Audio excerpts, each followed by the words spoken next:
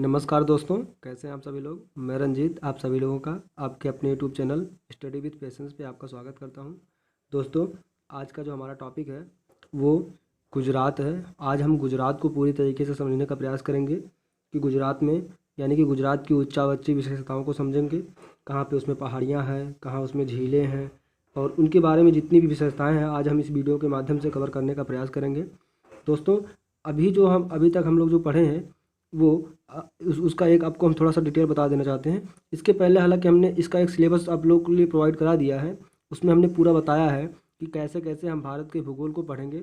उसमें हमने जो है बल्कि 2-3 टॉपिक पढ़ा भी दिया हूँ। जैसे कि उत्तर भारत का जो पर्वतीय क्षेत्र है उसको हमने पढ़ा दिया है। और जो है उत्तर भारत का जो बृहद मैदान था यानी कि जितनी भी नदियाँ थीं, नदियों के द्वारा ही जो है मैदानी भागों का निर्माण किया जाता है, तो उसको भी हम किसी एक टॉपिक में पढ़ा देंगे, उत्तर भारत के बृहद मैदान को। हालांकि हमने नदियों को पढ़ा दिया है। अब हमारा जो अगला टॉपिक था उसमें सिलेबस में वो था केंद्रीय उच्च भूमि, यानी कि था प्रायद्वीपीय भारत। तो जो प्रायद्वीपीय भारत है उसमें एक टॉपिक आता था केंद्रीय उच्च भूमि। तो हम जो है केंद्रीय उच्च भूमि को अभी नहीं पढ़ा रहे हैं। हालांकि टॉपिक हमारा वही था केंद्रीय उच्च भूमि, लेकिन हमने कहा पहले इसको पढ़ा दें। जो ये आपका गुजरात प्रांत है इसको पढ़ा देंगे, इसके बाद तो आपका केंद्रीय उच्च भूमि को लेके हम चलेंगे। तो दोस्तों, जैसे हम देख ले रहे हैं क्या क्या हमने अभी हमको पढ़ना है। जैसे हम केंद्रीय उच्च भूमि में है, इसमें केंद्रीय उच्च भूमि हमें पढ़ना है।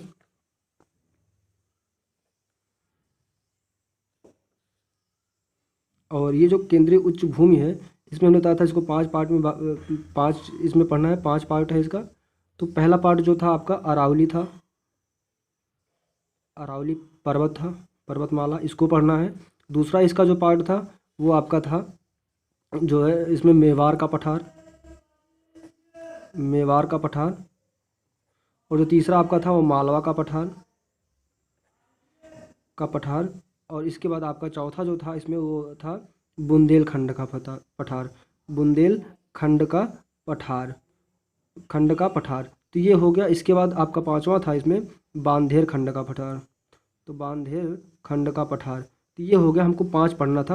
हालांकि अभी हम इसको रोक दे रहे हैं। इसके पहले हम जो है थोड़ा सा इसको समझने का प्रयास करते हैं। जो गुजरात है, गुजरात के बारे में समझने का प्रयास करते हैं। इसके बाद हम अगला जो हमारा टॉपिक होगा इसके बाद वो आपका होगा अरावली पर्वत। तो अरावली पर्वत के बारे में पढ़ेंगे। उसके बाद उसमें जितनी नदियाँ हैं उससे निकलती हैं उसको हम पढ़ेंगे। ठीक दोस्तों, तो सबसे पहले हम शुरू करते हैं आपका गुजरात प्रांत। तो जो गुजरात प्रांत है इसको शुरू करने के लिए हम जो है सबसे पहले गुजरात के बारे में एक मैप बना लिए हैं। आप लोग देख सकते हैं गुजरात का एक नक्शा है। अभी इसमें हम एक एक करके आपको सब कुछ पढ़ाना शुरू करेंगे। तो दोस्तों चलिए शुरू करते हैं इसको पढ़ाना। तो चलिए दोस्तों शुरू करते हैं। जो गुजरात प्रांत है हमने देखो बना रखा है इसको। इसमें 2 पार्ट है, एक ऊपर एक नीचे, ये 2 पार्ट है। इसको 2 नामों से जाना जाता है। ये प्रायद्वीप बोला जाता है इसको। प्रायद्वीप हमने बताया था पिछली वीडियो में। जो प्रायद्वीप होता है वह 3 तरफ जल से घिरा होता है। ठीक दोस्तों, अगर चारों तरफ जल से घिरा होगा तो उसे हम द्वीप बोलेंगे। अगर बड़ा भाग होगा द्वीप का यानी कि बहुत बड़ा भाग है तो उसे महाद्वीप भी बोला जा सकता है। जैसे जो है जितने महाद्वीप हैं, जैसे ऑस्ट्रेलिया महाद्वीप आपका जो है, वैसे तो ऑस्ट्रेलिया महाद्वीप ओशनिया महाद्वीप में आता है, वो अलग टॉपिक है, बाद में उसको कभी पढ़ेंगे। तो कुल मिला के अगर चारों तरफ जल से घिरा होगा तो उसे द्वीप या महाद्वीप कहेंगे। अगर 3 तरफ जल से घिरा हुआ है तो उसे प्रायद्वीप कहते हैं। ठीक दोस्तों, तो ये आपका जो है ये आपका इसमें 2 प्रायद्वीप हैं आप देख रहे हैं। तो एक ये है, ये आपका अरब सागर है, ये अरब सागर है। तो अरब सागर में देख लीजिए ये जो ऊपर वाला है इसे बोला जाता है कच्छ प्रायद्वीप। इसको 2 भागों में बांट दिया गया है। तो इसके दोनों हम पार्ट पढ़ ले रहे हैं। ऊपर वाले को बोला जाता है कच्छ प्रायद्वीप। तो जो कच्छ प्रायद्वीप है आपका, ये वाला कच्छ प्रायद्वीप है, इस कच्छ प्रायद्वीप में जितनी विशेषताएं हैं उसको हम पढ़ेंगे। यानी कि हम गुजरात को 2 प्रायद्वीप में बांट के पढ़ेंगे। एक ऊपर वाला है इसको हम बोलेंगे कच्छ प्रायद्वीप, और जो नीचे वाला है इसको हम लोग बोलेंगे जो है इसे बोलेंगे काठियावाड़ प्रायद्वीप। इसे बोलेंगे, लिख दे रहा हूँ, काठियावाड़ प्रायद्वीप। तो ये 2 भागों में इसको बांट के हम लोग पढ़ते हैं। एक कच्छ प्रायद्वीप, एक आपका पढ़ते हैं काठियावाड़ प्रायद्वीप। ये 2 भाग हो गए इसके। तो हम सबसे पहले ऊपर कच्छ वाले प्रायद्वीप को पढ़ के पूरा देख लेते हैं उसमें क्या क्या कैसे कैसे है। इसके बाद हम आप आएंगे फिर काठियावाड़ प्रायद्वीप पे। तो चलिए शुरू करते हैं दोस्तों। तो जो कच्छ प्रायद्वीप है, कच्छ प्रायद्वीप में यहाँ जो है दलदली इलाका है, इसे बोला जाता है कच्छ का रण बोला जाता है। ये आपका दलदली इलाका है, इसे बोला जाता है कच्छ का रण, रन ऑफ कच्छ बोला जाता है। यानी कि कच्छ प्रायद्वीप का है, तो इसे बोला जाता है कच्छ का रण। ठीक दोस्तों, और इसी कच्छ के रण में 3 द्वीप हैं, अभी इसको लिख देंगे कच्छ का रण। इसमें 3 द्वीप हैं, इन द्वीपों को पढ़ना जरूरी है क्योंकि ये दलदली इलाका है। यहाँ पे 3 द्वीप हैं, इन द्वीप का नाम जो है, अगर आप पश्चिम से पूरब की तरफ देखेंगे, इधर पश्चिम है इधर पूरब, तो पश्चिम से पूरब की तरफ इसका नाम है पंचम। पहले वाले का नाम पंचम, दूसरे वाले का नाम खादिर है, तीसरे वाले का नाम बेला है। तो यहाँ हम ऊपर लिख दे रहे हैं इसका, यहाँ लिख दे रहे हैं पंचम, फिर दूसरा वाला आपका है खादिर, तीसरा वाला आपका है बेला। ये आपका आइलैंड है, इसको आइलैंड बोला जाता है। तो पंचम खादिर बेला द्वीप है ये। तो ये आपका वेस्ट टू ईस्ट हो जाएगा, वेस्ट टू ईस्ट। ठीक दोस्तों, वेस्ट टू ईस्ट आप चलेंगे तो आपको मिलेगा पहला वाला पंचम, फिर खादिर, फिर बेला, 3 आपका यहाँ पे द्वीप हैं। और इस वाले को क्या बोला जाता है, इस वाले को बोला जाता है, जो ये दलदली इलाका है इसे बोला जाता है कच्छ का रण बोला जाता है। और इसी के पूरब में एक छोटा है दलदली इलाका है यहाँ, तो इसे बोला जाता है कच्छ का लिटिल रन। इसे बोला जाता है कच्छ का लिटिल रन बोला जाता है, यानी कि कच्छ का छोटा रन भी इसको हिंदी में बोल सकते हैं, कच्छ का छोटा रन। तो ये है कच्छ का छोटा रन। ठीक दोस्तों, अब इसमें जो हम पढ़ रहे हैं इसमें अभी कुछ और बाकी है। जैसे इसमें आप लोग देखेंगे तो इसके जो ये दक्षिणी भाग है, यानी कि ये जो आपका कच्छ प्रायद्वीप है, कच्छ प्रायद्वीप के दक्षिणी भाग में एक यहाँ पे जो है आपका एक हिल है, पहाड़ी है, इसका जो नाम है, इसको आप लोग देख लेते हैं। तो इसका नाम है कच्छ हिल। चूँकि जितने भी यहाँ पे हम पढ़ रहे हैं तो सब कच्छ प्रायद्वीप में पढ़ रहे हैं, तो इनका देखिए जो ये कच्छ प्रायद्वीप का जो ऊपर वाला जो मतलब दलदली इलाका था, इसे बोला जाता है कच्छ का रण। इसी में इसके पूरब में एक छोटा सा रण यानी कि दलदली भाग है, तो उसे बोला जाता है कच्छ का छोटा रण। ठीक दोस्तों, और इसी के नीचे एक है तो इसे बोला जाता है कच्छ हिल। कच्छ हिल बोला जाता है, हिल माने पहाड़ी होता है, तो ये कच्छ हिल है, तो इसे बोला जाता है। ठीक दोस्तों, और ये जो है इसमें जो 3 द्वीप हैं आप देख रहे हैं, यानी कि कच्छ के रण में, तो इनका नाम है पंचम, फिर पहले वाले का पंचम, फिर खादिर, फिर बेला। मैंने ऊपर लिख दिया है वेस्ट टू ईस्ट, यानी कि पश्चिम से पूरब की साइड में चलेंगे तो आपको मिलेगा पंचम, खादिर, बेला। मैंने ऊपर लिख दिया है इसको। अभी यहाँ पे जो है कच्छ के रण में, यहाँ इसके पद पर, यानी कि जो हिल होती है पहाड़ी या पर्वत के पद पे जो होता है उसे बोलते हैं गिरिपदीय। तो गिरिपदीय एक शहर है, इसका नाम है जो आपका भुज शहर है। कई बार पूछा जाता है, मतलब कई सारे इससे क्वेश्चन बनते हैं कि जो है निम्नलिखित में से कौन सा जो है गिरिपदीय शहर नहीं है या राजधानी, से तमाम क्वेश्चन बनते हैं। तो आपका है भुज शहर। मैं यहाँ पे आपको इसको लिख दे रहा हूँ भुज, आप लोग देख रहे हैं ये भुज शहर है। ठीक दोस्तों, अब चलते हैं हम आगे। तो इसमें जो थोड़ा सा भी और बचा है उसको भी हम देख लेते हैं, फिर चलेंगे आपका काठियावाड़ प्रायद्वीप में। अभी हम यहाँ पे इसको भी देखेंगे। ये जो आपका है, जो इसे बोला जाता है कच्छ की खाड़ी बोला जाता है। ठीक दोस्तों, इसके बाद यहाँ आप देखेंगे तो इसे बोला जाएगा खंभात की खाड़ी। तो इन सबकी विशेषताओं के बारे में भी हम पढ़ेंगे एक एक करके, तो इसलिए हम इसमें बहुत शॉर्टकट में चल रहे हैं और जितनी जो इम्पॉर्टेंट चीज़ है वो हम आपको ज़रूर प्रोवाइड करा दे रहे हैं, इसमें छूट नहीं रहा है कुछ। इसमें जो और इम्पॉर्टेंट बात है वो ये है कि यहाँ पे जो आपका इसमें 3 जो है आपको एक मिलेगा, इसे बोला जाता है जो है ये सागरी तरंगों से निर्मित हैं। इनको बोला जाता है जो है शीर्ष जो स्थलाकृत बोला जाता है। जब आप इसको पढ़ेंगे तो 5 स्थलाकृतियाँ होती हैं, यानी कि 5 प्रकार की स्थलाकृतियों का निर्माण होता है। इसको हम अभी नहीं बताएंगे, जब पढ़ेंगे बाद में जो है तो आपको ये बताया जाएगा। जैसे एक होता है नदी द्वारा निर्मित स्थलाकृतियाँ, दूसरा होता है चूना पत्थर द्वारा निर्मित स्थलाकृतियाँ, तीसरा आपका होता है जो है मरुस्थलीय क्षेत्रों में वायु के द्वारा निर्मित स्थलाकृतियाँ, चौथा आपका जो होता है वो होता है आपका ये सागरी तरंगों के द्वारा जो तटीय इलाके में स्थलाकृतियाँ बनती हैं वो होता है।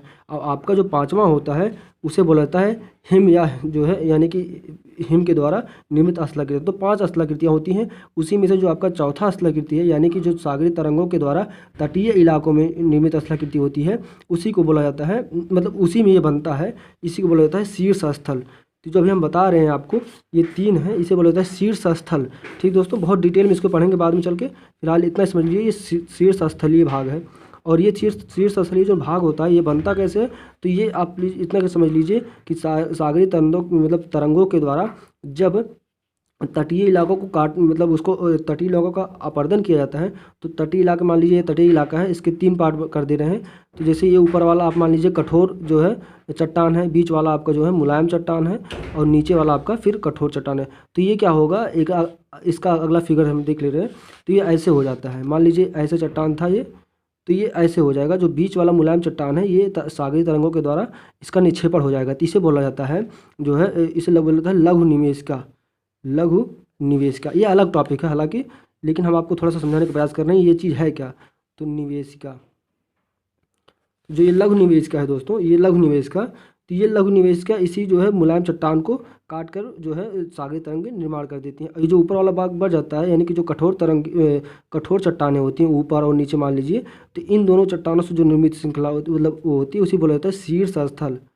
ये होता है शीर्ष स्थल। तो ये भी आपको ऊपर वाला भी शीर्ष स्थल हो गया, जिसको सागरी तरंग काट नहीं पाती, तो वो क्योंकि वो कठोर चट्टान होता है उसको जल्दी काट नहीं पाती, और लघु निवेशिका को यानी कि जो मुलायम चट्टान को काट के यहाँ गड्ढा कर देती हैं, तो वो हो जाता है आपका लघु निवेशिका। ठीक दोस्तों, तो शीर्ष स्थल इसी को बोला जाता है। और ये जो आपको देख रहे हैं, तो यही आपका शीर्ष स्थलीय भाग है। इसे जो है ये इसे सागरी तरंगे जो है काट कर बनाई हैं। तो इस 3 बनी हैं। ये आपका जो है गुजरात के कच्छ प्रायद्वीप से सटा इलाका है, और ये सागरी तरंगों के द्वारा ये तटीय इलाकों को काट कर बनाया गया है दोस्तों। तो ये देख लीजिए, इसको फिगर दोबारा हम आपको बड़ा सा दिखा के दे रहे हैं कि जो लघु निवेश जो ये आपका शीर्ष स्थल हमने बताया वो है क्या। तो ये है शीर्ष स्थल। इसके बीच वाले को लघु निवेशिका बोला जाता है, जिसमें जल भर जाता है, पानी मतलब जो है जमा हो जाता है सागरी तरंगों के द्वारा जब लाके काट कर निक्षेपण किया जाता है। और जो ये जो है आपका कठोर होता है, यानी कि कठोर चट्टान, ये ऐसे कैसे बना रहता है, तो इसी को बोला जाता है ये वाले दोनों को शीर्ष स्थल। तो ये हमने यहाँ पे भी लिखा था, ये शीर्ष स्थल है। और उसी से निर्मित ये जो आपके शीर्ष स्थल हैं, तो ये पहले वाले का नाम है, ऊपर वाले इनका 3 नाम है। पहले वाले का नाम है सिरक्रिक, यहाँ मैं लिख दे रहा हूँ, इसका नाम है आपका सिरक्रिक। और दूसरे वाले का नाम आपका है, ये वाले का नाम कोरी क्रिक। और तीसरा वाला आपका जो है इसे बोला जाता है गुड़िया क्रिक।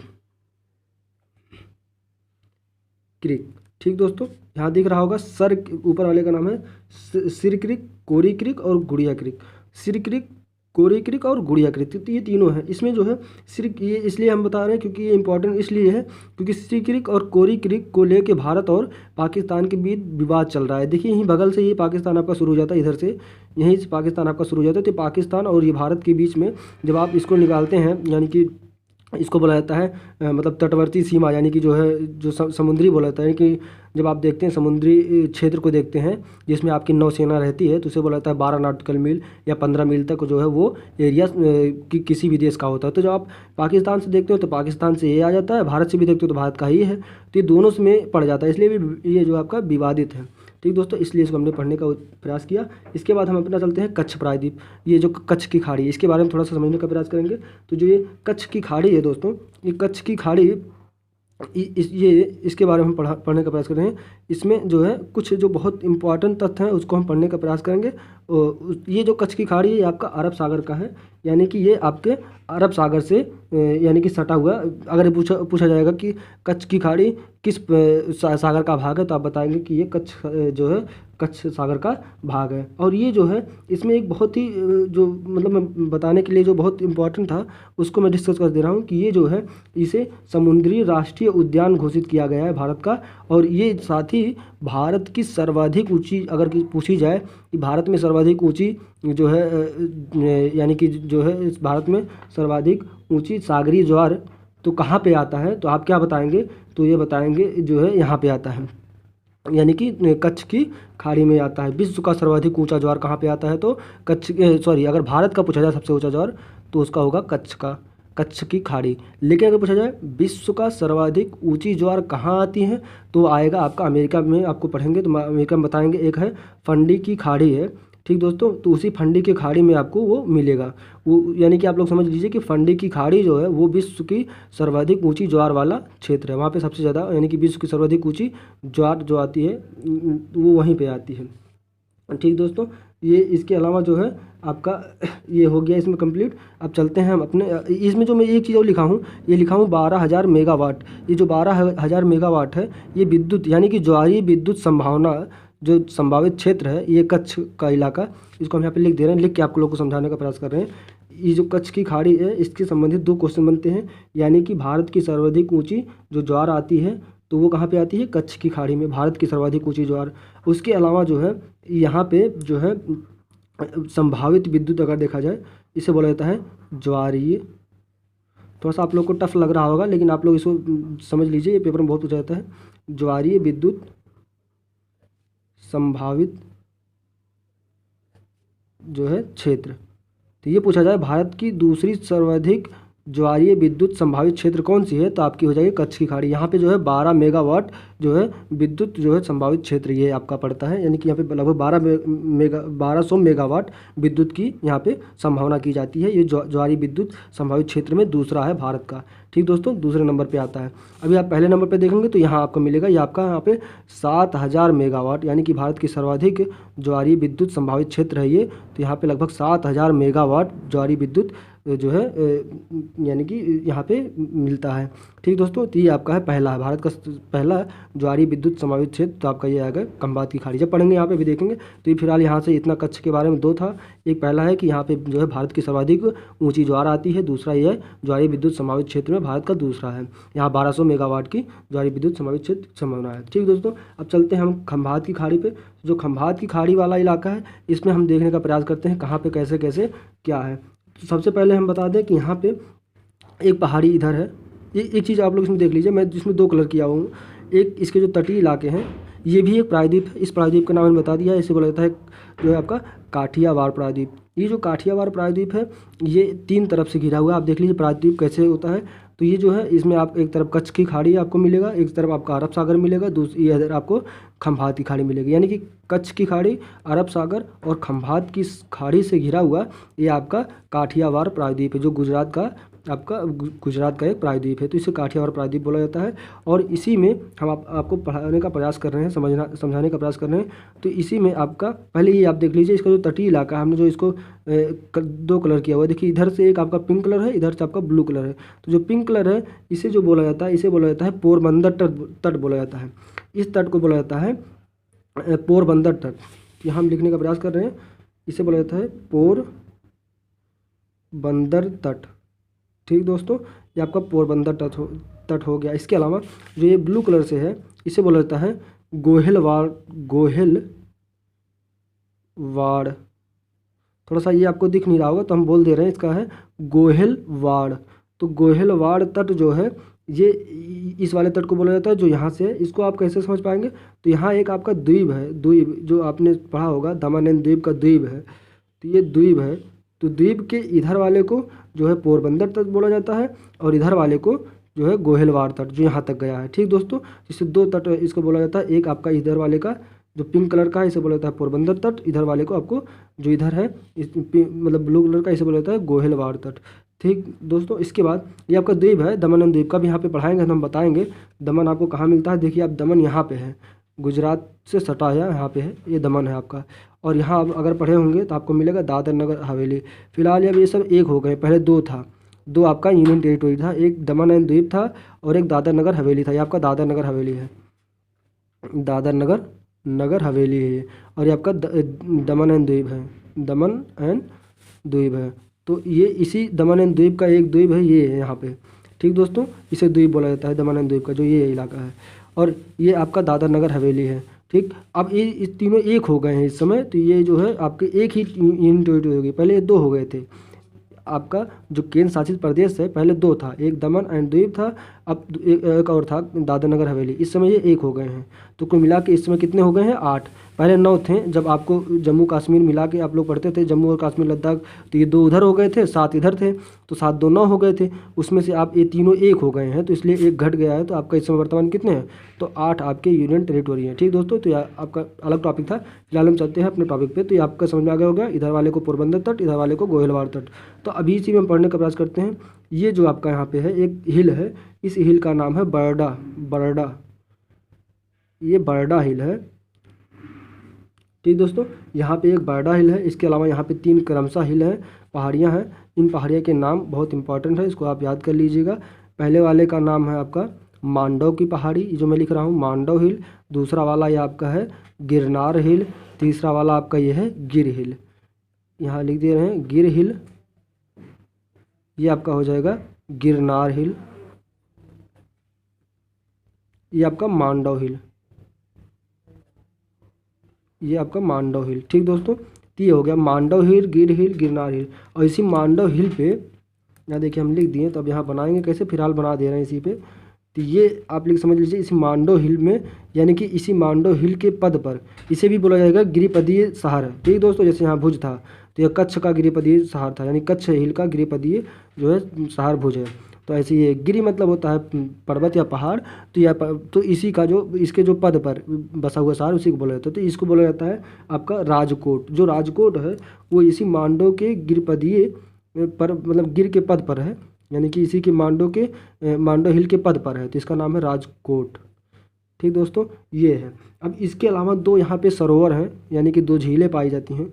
इन दोनों झीलों को आप लोग समझ लीजिए। इसमें एक इम्पॉर्टेंट झील है जिसे ये बोला जाता है आपका नल सरोवर। तो नल सरोवर जो है इसे वेटलैंड, जब आप पढ़ेंगे तो आपको मिलेगा वहाँ पे वेटलैंड, यानी कि रामसर भूमि, तो इसे आपका शामिल किया गया है वेटलैंड में। इसका नाम जो पहले वाले का नाम मैं यहाँ पे बता दे रहा हूँ वो अलग टॉपिक होती है।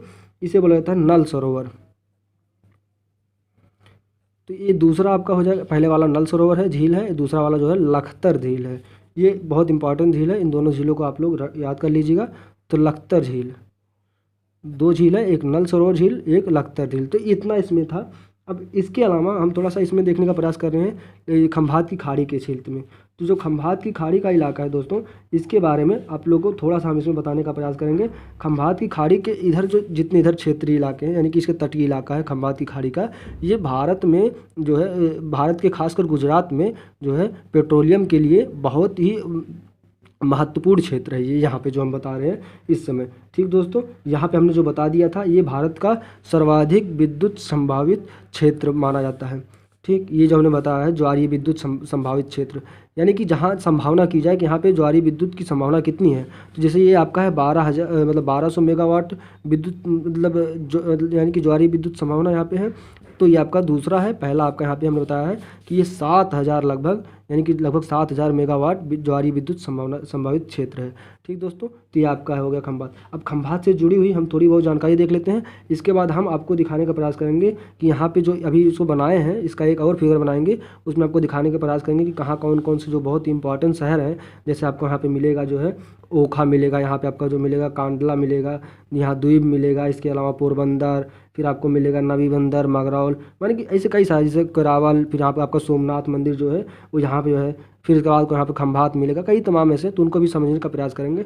फिलहाल अभी हम इसमें चल रहे हैं और हम आपको इसमें बताने का प्रयास कर रहे हैं इस समय इसके जो तटीय इलाके में जहाँ पेट्रोलियम का है, तो उसमें कौन कौन सा इलाका है, यानी कि जो तटीय क्षेत्र में कौन कौन से शहर ऐसे हैं गुजरात के जहाँ पे पेट्रोलियम पाए जाते हैं, तो उसको हम समझने का प्रयास करते हैं।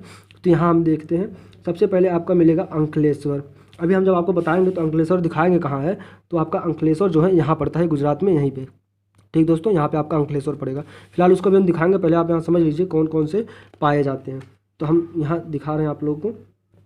पहला है अंकलेश्वर, ये सब शहर हैं जहाँ पे पेट्रोल पाए जाते हैं गुजरात में। ठीक, और ये आपका खंभात की खाड़ी का तटीय क्षेत्र है। इसके बाद आपका खंभात खुद आएगा, खंभात एक भी दिखाएंगे, खंभात एक शहर है। और इसके बाद आपको मिलेगा लूनोज, लूनोज हो गया। इसके बाद आपका मेहसाना हो गया, इसके बाद आपका नौगांव हो गया, अभी और हैं। इसके बाद आपका मिलेगा जो है कौसाम्बी हो गया, कौसाम्बी के अलावा आपका हो गया कलोल हो गया।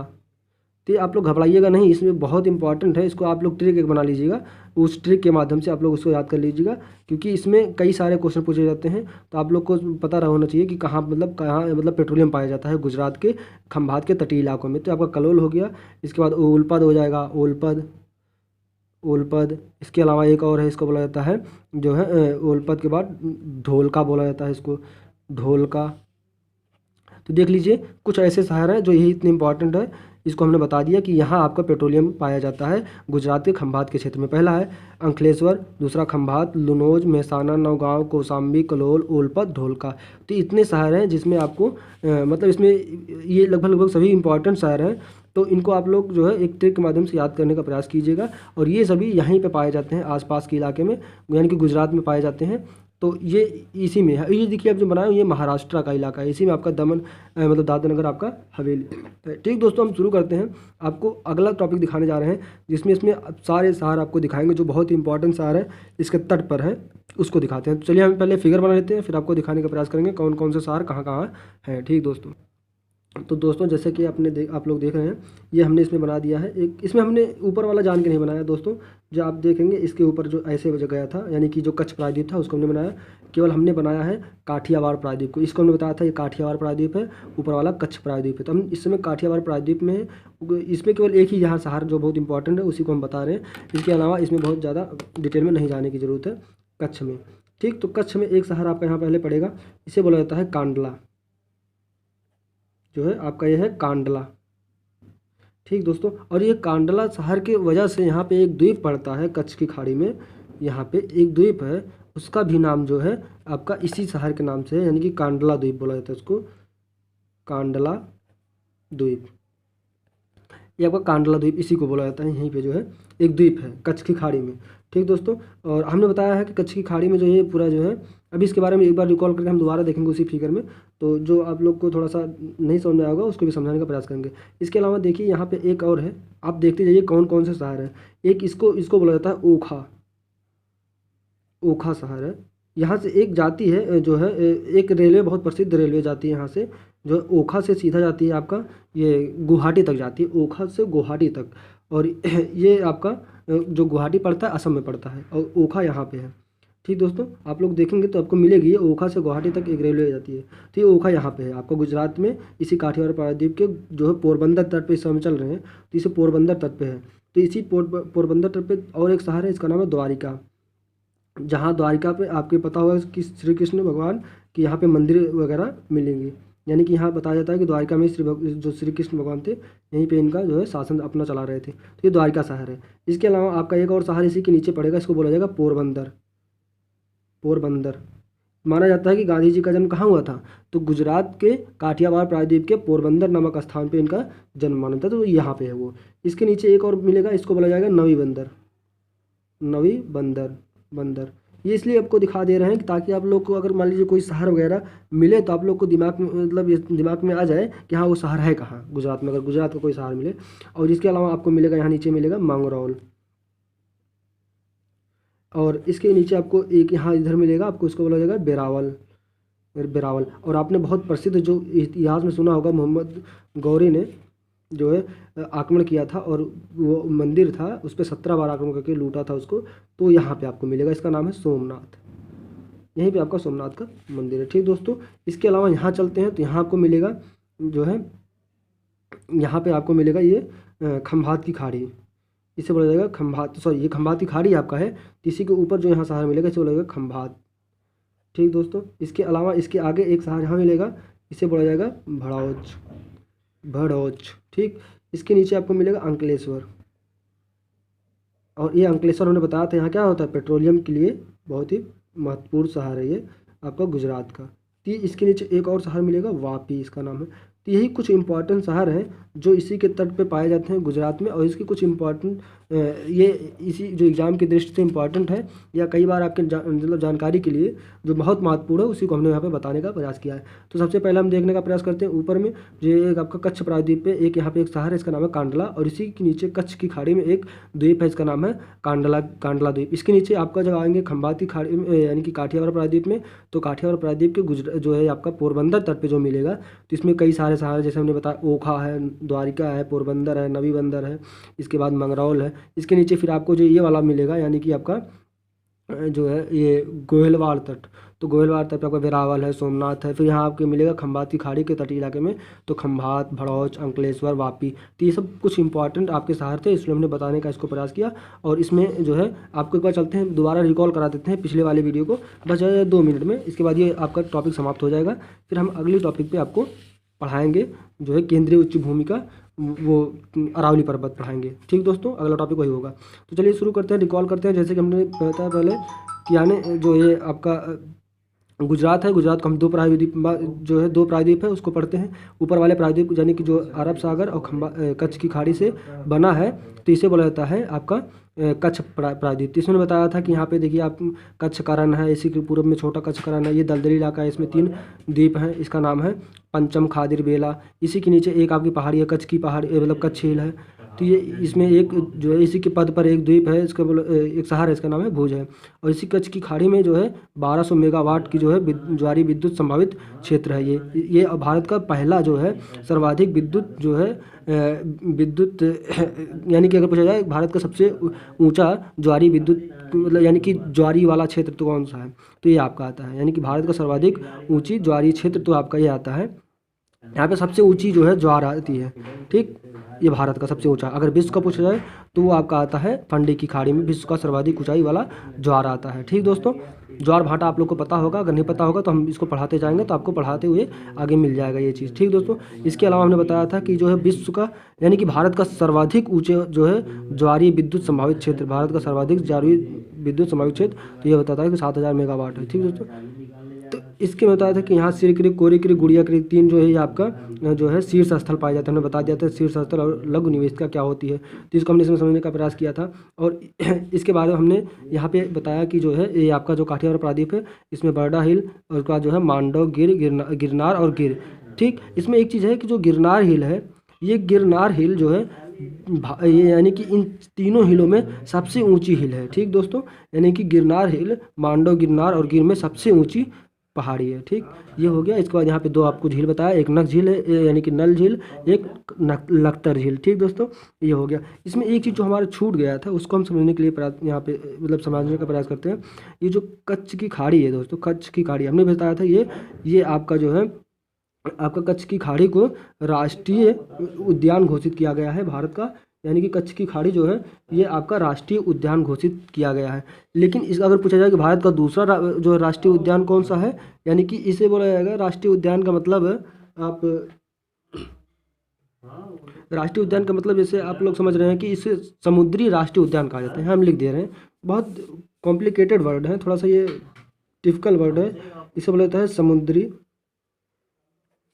समुद्री राष्ट्रीय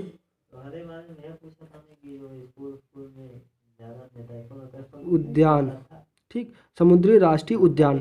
ठीक दोस्तों, तो जो समुद्री राष्ट्रीय उद्यान है ये हमने बताया कि ये पहले पे अगर देखा जाए भारत का पहला जो समुद्री राष्ट्रीय उद्यान वो कौन सा है, तो ये आपका हो जाएगा कच्छ की खाड़ी यहाँ पे।